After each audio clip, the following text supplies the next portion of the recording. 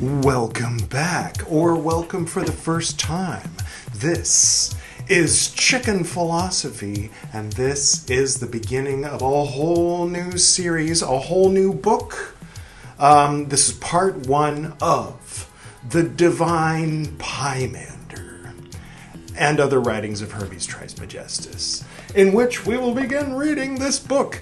I'll be your host today, Frater BT. Weren't we going to have Pymander read this one? Since, you know. Yeah. That's right, I almost forgot. Hey, Pymander. Hey, BT, what's up? Would you, Pymander, do the honor of reading for this debut episode of The Pymander? I don't know. Why not? It's just, I'm okay with coming on and doing a cameo appearance every once in a while, but when it comes to, like, actually reading the stuff that you guys read, I think I'd rather stick with the Buddhism over here on Buddhist Books Podcast. But you used to read every third episode of Chicken Philosophy. That was a long time ago, and it was because you were sulking in the pyramid. And if you recall, I kind of protested that whole situation and made you come back. I remember, but you're Pymander. You're the one who decided I was Pymander. Well, actually, it was John Aquarian who decided. He divined it. Right, but the point is, okay, when John Aquarian called Screen Actors Guild, Edward told him about BT.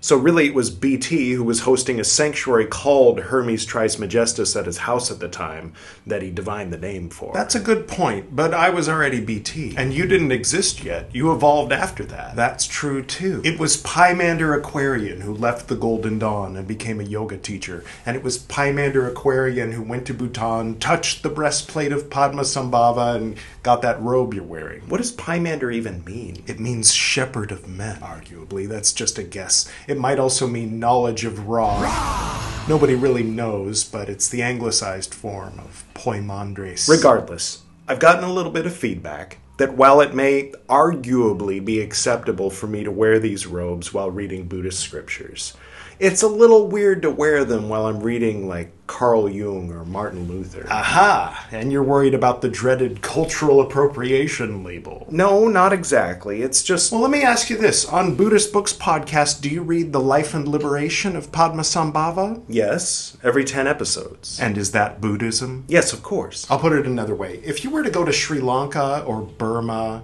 and ask a Theravadan Buddhist, or get in a time machine and go ask Lord Buddha himself, would they agree that it's Buddhism? It has Buddhism in it. A little. However little it may be, it's at the very heart center of the mandala. And it's a little culturally insensitive to say Nyingma is not Buddhism, says the white guy wearing a Tibetan monk's robe. Where are you going with this line of questioning? Wherever I goddamn like. Was King Menander Buddhist?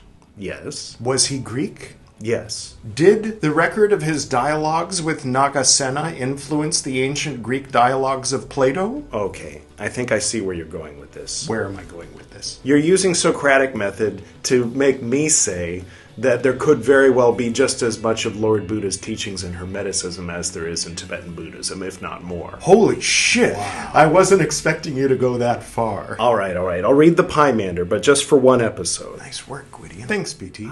Anyway, they call me Pymander here on Chicken Philosophy, but I'm actually Edward Reib, and I host a podcast called Buddhist Books Podcast.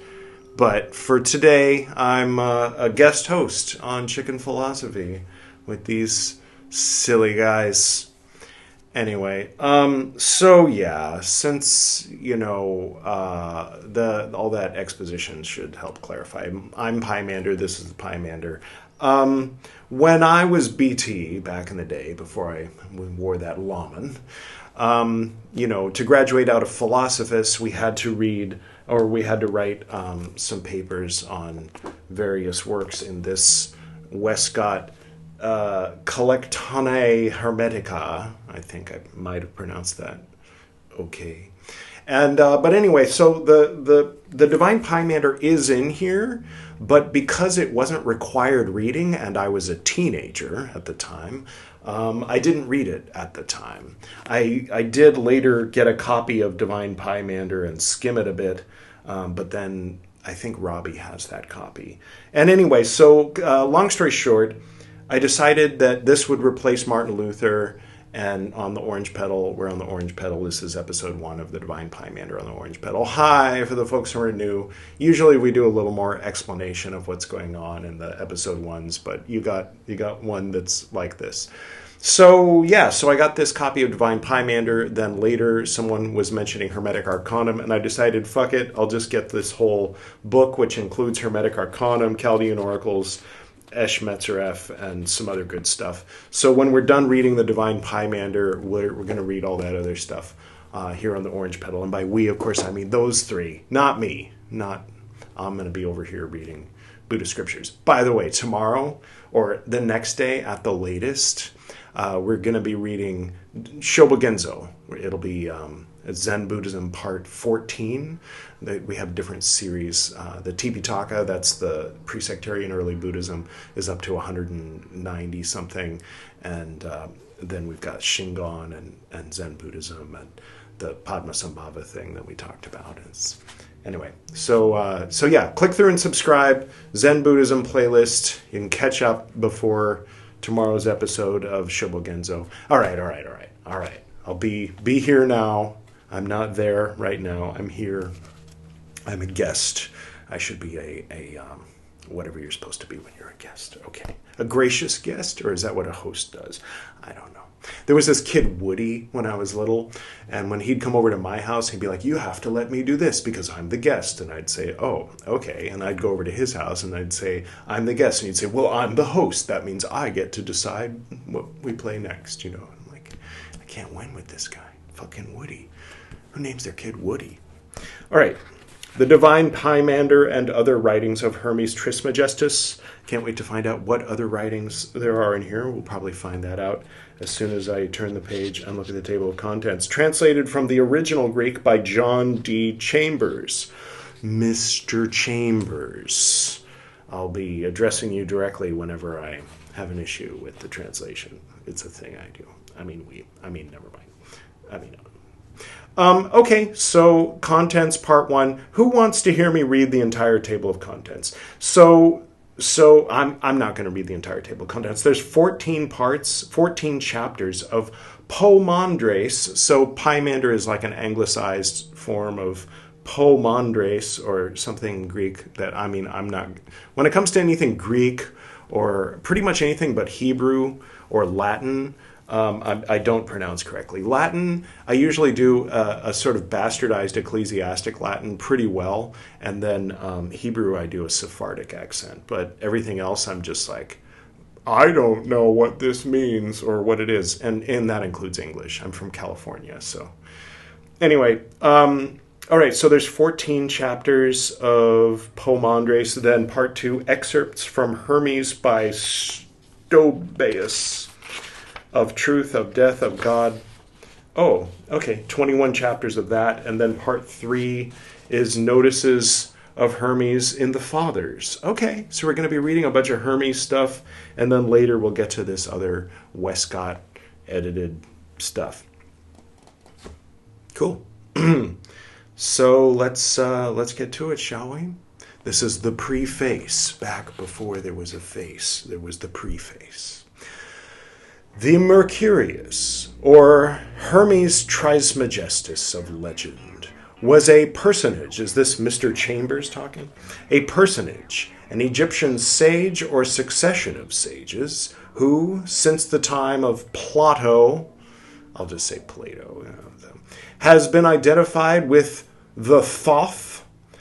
The Thoth. That's the first time I've heard Thoth with a the in front of it. The Thoth, the name of the month September of that people. Oh, wow. I was born in September. Cool. This Thoth is the reputed author of the Ritual of the Dead. You mean the Perdam Hru? Anyway. Or, as stylized in Egyptian phraseology, the manifestation of light to the soul, who through it declared the will of the gods and the mysterious nature of divine things to man. Dr. Pietzschmann, I'm real good with German surnames, Dr. Pietzschmann, in his work on Hermes, which exhaustively treats of this subject, gives a list of authorities for these facts, ranging from Plato down to Syncellus, circa AD 790. That means CE. It's an arcane way of saying Common Era. He states, however, on page 33, that by the time that the so-called hermeneutical writings were collected together, the identity of Hermes and Hermes with Thoth was forgotten, and Thoth became his son Tat, and Asclepius his disciple, both of whom he instructs in the writings now translated. Isn't Asclepius the one with the wands that is commonly thought of as Hermes' wand in the Golden Dawn? Never mind. Subsequently, Pietschmann informs us, quoting Latron, that the epithet Trismegistus appears first in the 2nd century of the Christian era. 2nd century Common Era, right? Oh, CE, Christian era. Oh, it's like PC principle. So, power. And that before that period, just claim CE. Yeah, it means Christian era. All you fuckers saying CE? That's what you do. That's how you do that. I'm giving terrible advice. Before that period, Hermes was designated by the repetition of the something in Greek, something in Greek, something in Greek. Is that Hekos? Only as on the Rosetta Stone. Only as on the Rosetta Stone. Okay. No, I couldn't be Hekos. I can't read Greek. Maybe I should learn Greek. Maybe that we should make that part of this. Since we're going to be reading Greek stuff for a long time, we can at least learn the alphabet.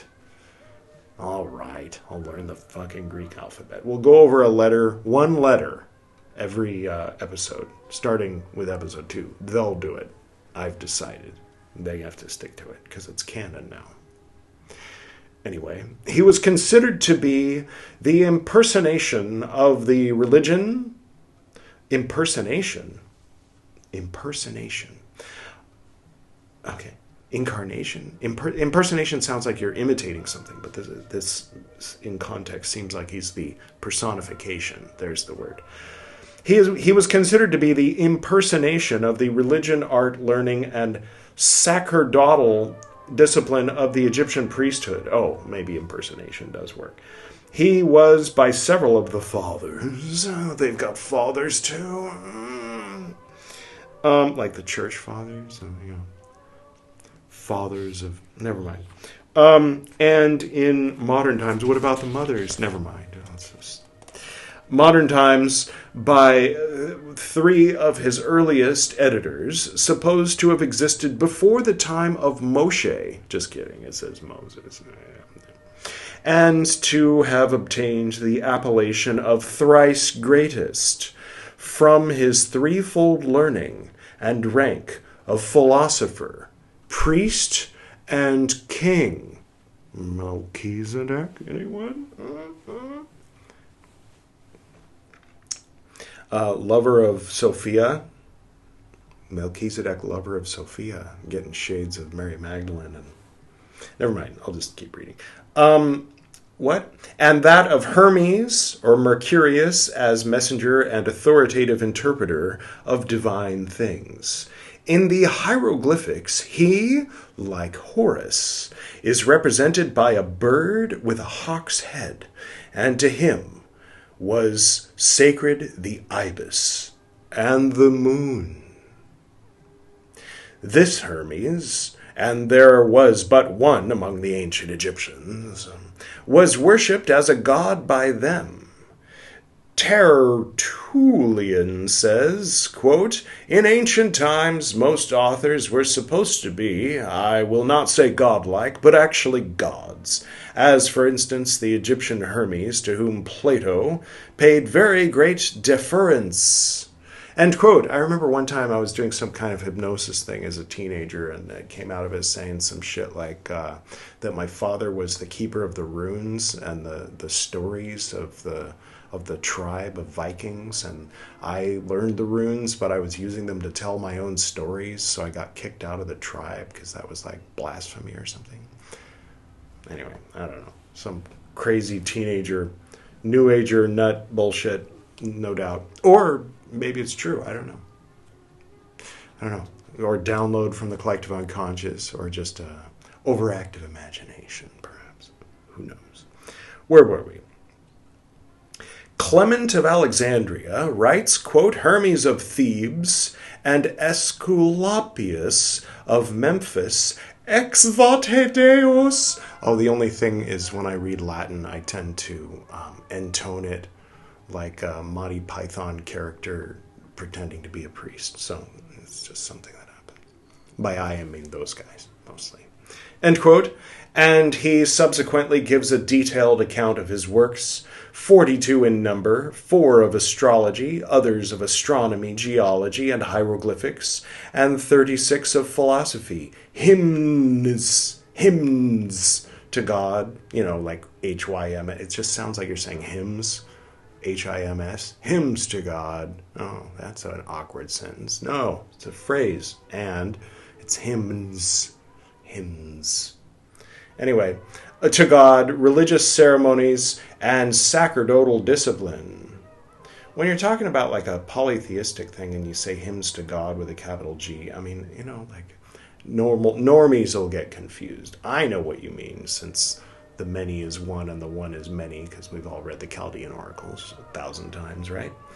Lactantius expresses himself, quoting Cicero, quote, de natura deorum, end quote, Lib 3, I, end parentheses, quote, although a man, is this my Cicero voice? Although a man, he was of great antiquity, and built Hermopolis, and is there worshipped as well at Phenius.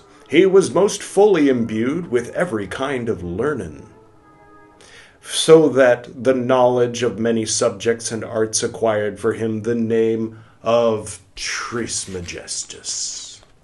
End quote.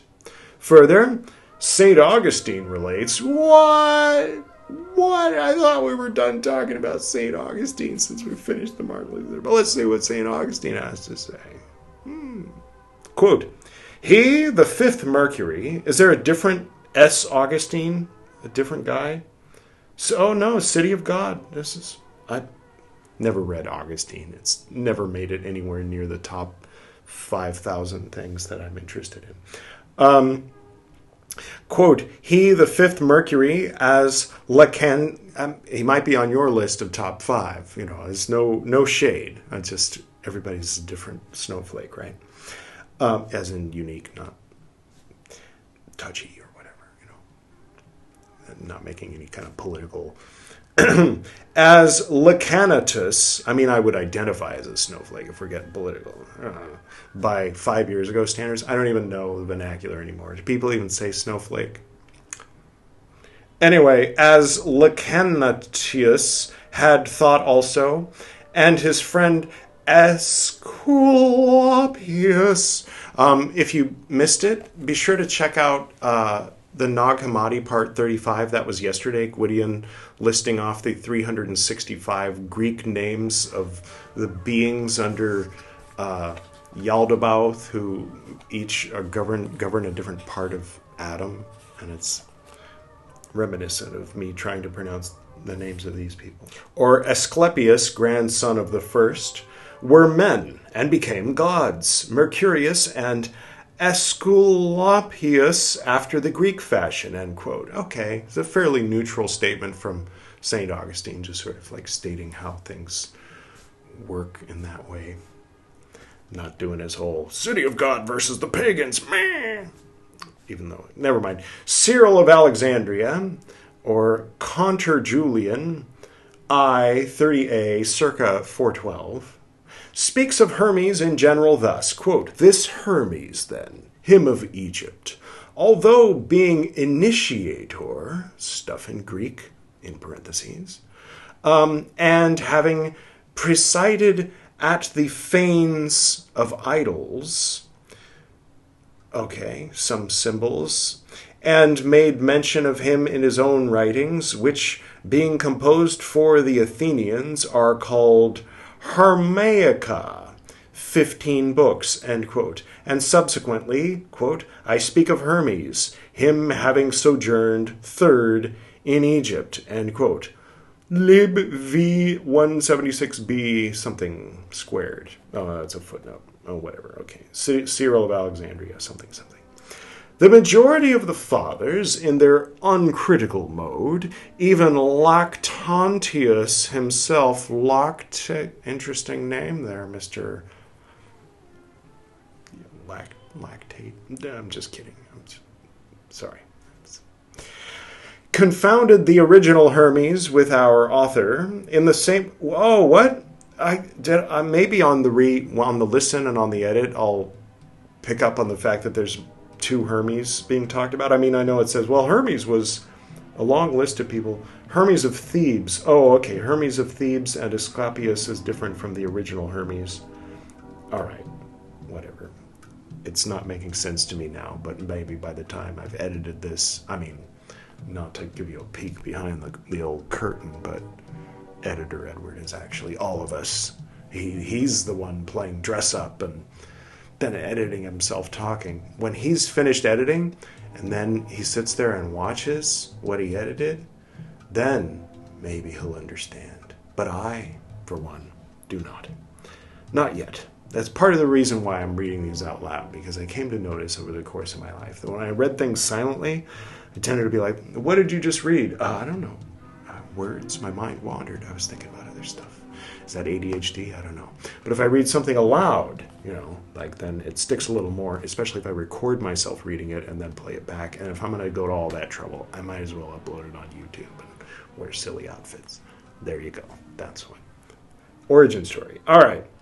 Always dropping a lore like it's something a person would drop in a particular context that would have been funny or at least something, but nothing came to mind, so it just fell flat. It happens quite often, actually. To which, what? Isis and Horus, where were we? Lactantius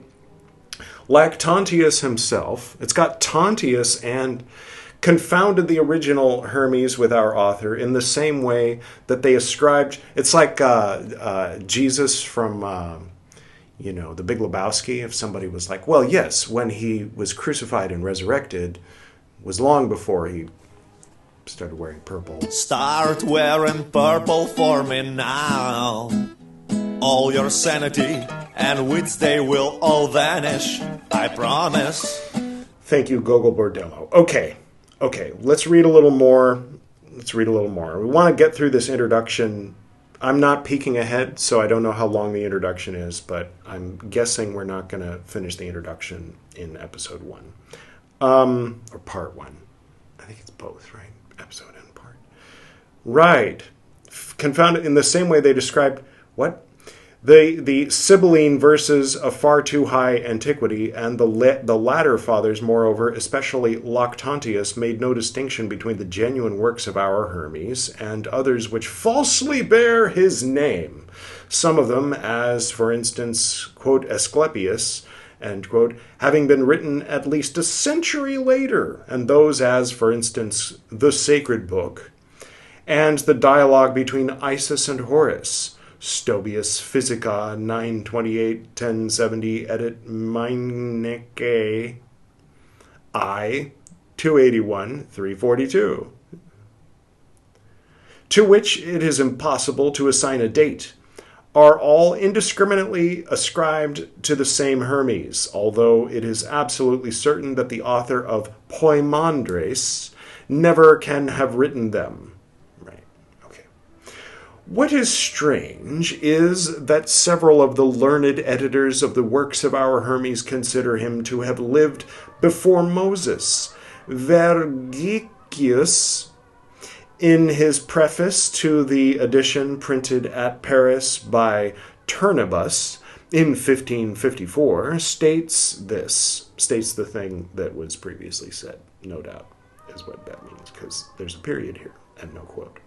Flussos, 1574, after discussion, leaves the question as to the age undetermined, but Patricius, or Patrizi, in his Nova de Universis Philosophia, printed at Ferrara in 1591 and at Venice 1593, says that Hermes lived some time before Moses, and quotes Eusebius in his chronicle as stating that Cath, or Tat, his son, flourished in the first year of Armaeus, king of Egypt, which was 20 years before the death of Moses. On the other hand, John Albert Fabricius, the learned author of the Bibliotheca Graeca, the Greek library, the Greek bibliothèque, published 1705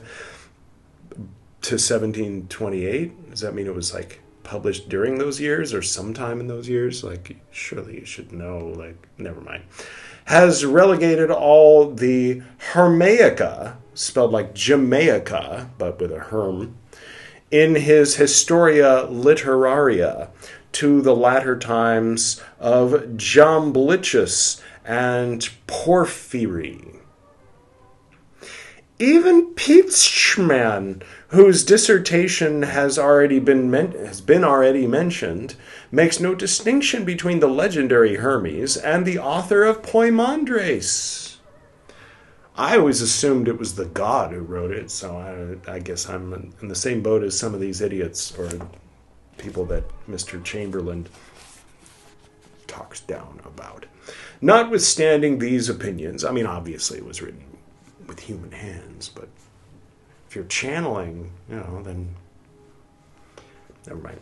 Notwithstanding these opinions, it is certain that the Hermes who was the author of the works here translated must, as Casaubon and later writers, such as L. Menard, who thinks he was probably contemporaneous with St. John.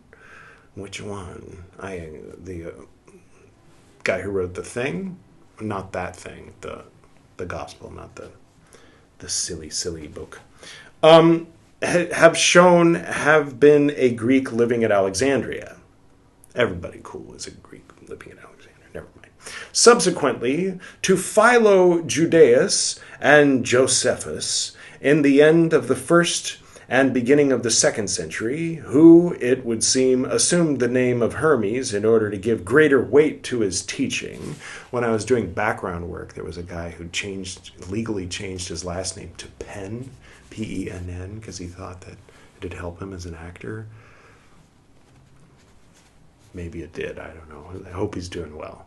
The fathers above quoted Lactantius himself, and the editors of Hermes above named may have been misled as to his great antiquity by the hieroglyphical representations of him.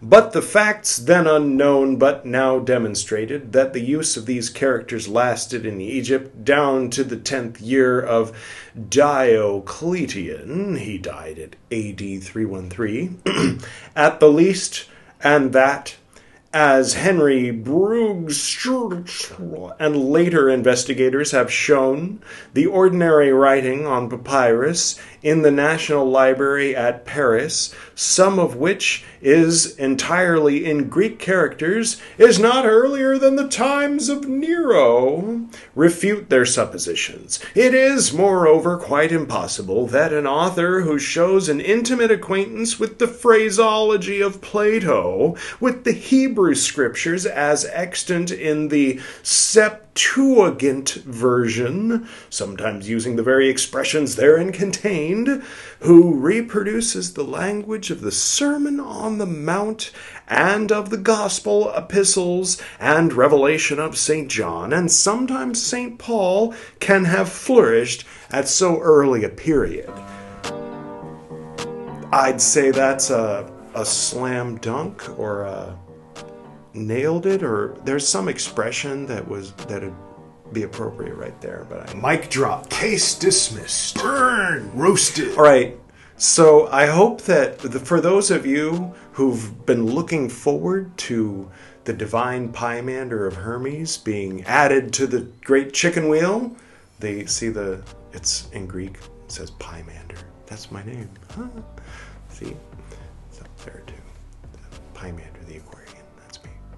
Anyway, I hope that you're into, metaphorical edging, because that's all you get for today, and it's going to be about a week or so until you get part 2 with good old, what's his name? Gwydion. Gwydion will be doing part 2. That's how it usually works, is BT introduces the new book, and Gwydion does the part 2, but for this time you got me because of the pun between our names. So what'd you guys think? It was an introduction. Yeah, how good could it be? I mean, it's a good start. There's always introductions, except when we skip them. So, but it's nice. It's the beginning of a whole new era. We're going to be reading this stuff for years, probably, and it all started today. All right. Well, thanks for having me on. Go ahead and put this. Yeah, I'll just keep it right in here. All right. I'm gonna go get ready for my Zen Buddhism Part 14. Can you put that on the end screen if this is far enough in the future? That'll be up here after the chicken cluck. Down here, I'm going to put Esoteric Nerd episode 76, in which Silence the Aquarian and I interview Jin the Aquarian, the one who gave us the name Pymander the Aquarian. So thank you all for tuning in today, and be sure to click like and subscribe and let the algorithm know they should recommend this to more weirdos like you. And, check in for part 2 when it rolls back around. And feel free to check out some of the other series we got going on here on the old chicken wheel. All right. Until next time.